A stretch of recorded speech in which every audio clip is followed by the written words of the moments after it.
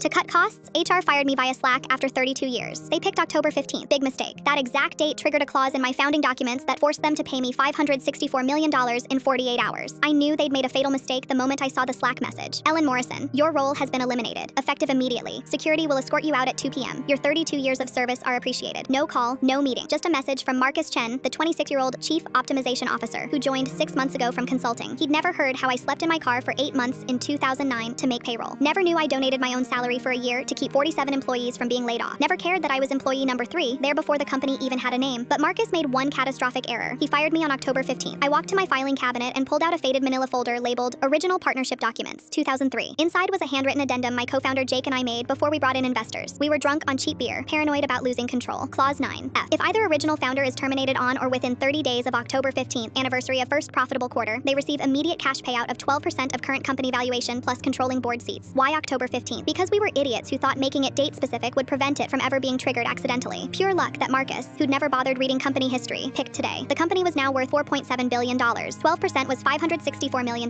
I called my lawyer. Check if Clause 9F survived the 2018 restructure. She called back in 47 minutes, voice shaking. Ellen, it's still active. It's in the investor agreement. They can't void it without unanimous board approval, which they'll never get because it would trigger shareholder lawsuits. You just won. I sent one email to legal and the board. Per Clause 9F of founding documents, please initiate immediate payout process. Wire instructions attached. Looking forward to my first board meeting as controlling shareholder. -EM sent at 1:47 p.m., 13 minutes before my scheduled security escort. At 1:51 p.m., my computer exploded with notifications. 12 executives were calling simultaneously. At 1:58 p.m., Marcus Chen appeared at my door, face gray. Ellen, you need to what, Marcus? I smiled. Escort me out? Please do. I'd love to watch you explain to investors why your cost-saving termination just triggered a $564 million liability that wipes out 2 years of profit. He just stood there, mouth opening and closing like a fish. At 2:03 p.m., the CEO called. Ellen, please, we can reverse this. Your job is here. Name your salary, please. I don't want my job back, Richard. I want what the contract says. You have 48 hours. By 5 p.m., 3 board members had resigned in panic. By midnight, the company's credit rating was under review. Marcus Chen was fired at 6 a.m. the next morning. Ironically, also via Slack message. Thursday, 2:17 p.m. Wire confirmation, $564 million.